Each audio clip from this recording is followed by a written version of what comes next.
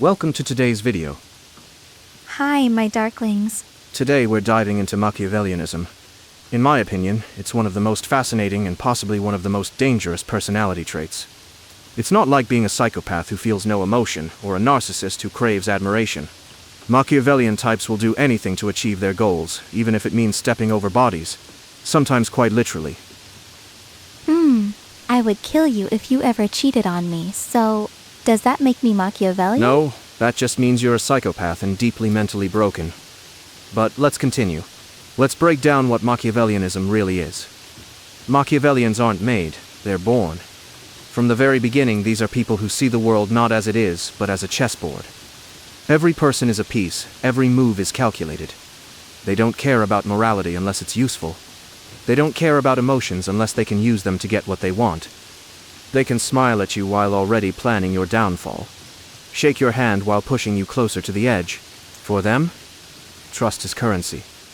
People are assets, or obstacles. Assets can be spent. Obstacles? Removed.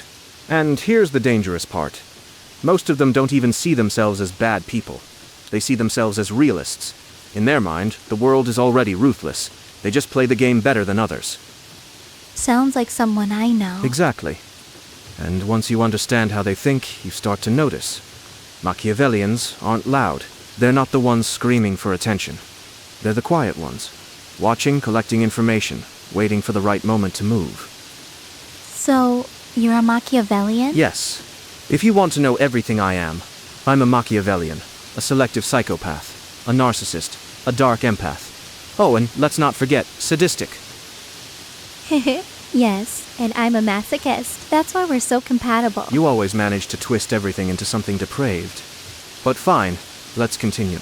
Machiavellianism is named after Niccolò Machiavelli, a prominent political thinker, diplomat, and writer of the Renaissance era. He's best known for his book The Prince, one of the earliest and most influential works on political manipulation and strategy. So, the 48 Laws of Power also comes from his ideas? Exactly. Robert Greene's book is built on the same principles. Power through manipulation, deception, and strategic dominance. Machiavellians don't chase applause like narcissists, and they don't lack emotion like psychopaths. They calculate. Every move is planned to reach a goal, no matter the cost. So if I trick you into giving me all your passwords, that makes me Machiavellian? No. That just makes you a criminal, and very dead if you try. True Machiavellianism is about subtlety, making people think your idea was theirs, steering outcomes without them realizing. Fine. I'll still find out those passwords, Sensei. So tell us, how can we actually recognize a Machiavellian? A true Machiavellian isn't always the loudest or the most obvious person in the room. They're calculated, deliberate, and patient.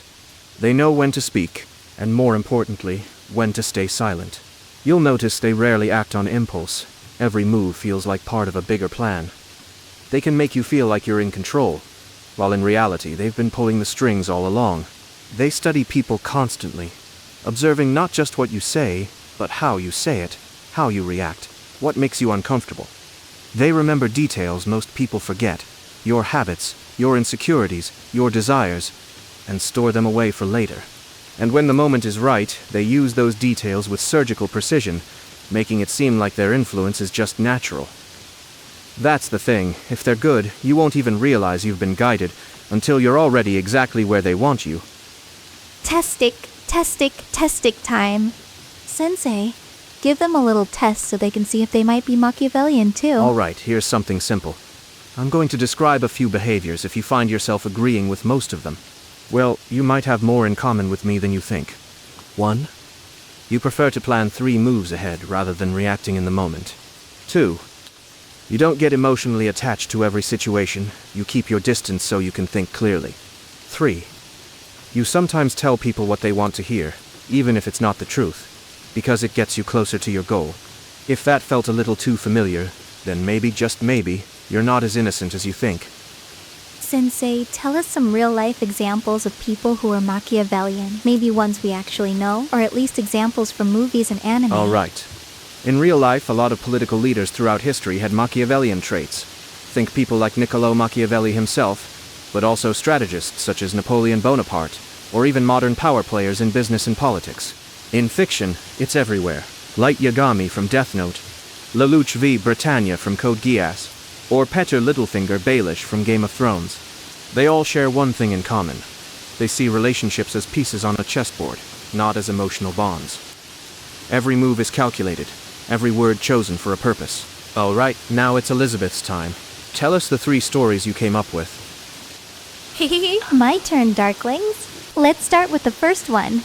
There was a boy in a small, quiet town. He was invisible to everyone, never bullied, never noticed, just forgotten. One day, a new girl joined his school. She smiled at him. Just one smile. That single moment became his whole world. So, he decided to make sure she could never smile at anyone else. He learned her schedule, her habits, the places she liked to be alone, and slowly, he made sure that every time she looked around, he was there, watching. And when she finally realized she couldn't escape him, she smiled again, this time, out of fear. Hi, and he thought that smile was even more beautiful. Alright, my Darklings, story number 2. This one is about a man who didn't just play the game, he wrote his own rules. He worked in a large company, full of ambitious people all fighting for promotions. But he never fought directly. No, that's not how a Machiavellian moves. Instead, he befriended everyone. Always polite, always helpful, never showing his true goals. He collected information like a spider collecting silk. Every rumor, every weakness, every ambition.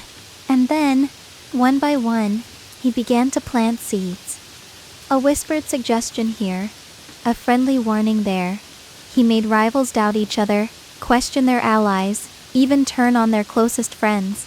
And the best part, no one ever suspected him.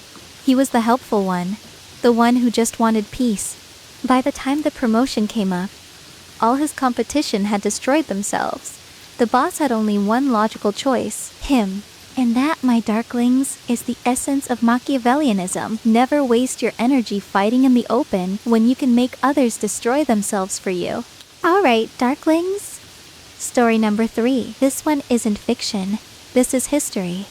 Let's talk about Niccolo Machiavelli himself. He wasn't a king, he wasn't a warrior. He was a strategist, an observer of power. And yet his influence was so great, his name became the very definition of manipulation. One of my favorite examples comes from the way he advised rulers. Machiavelli believed that it was better to be feared than loved. If you could not be both, why? Because love is fragile. It depends on people's emotions, and emotions change. But fear keeps people loyal, even when they hate you.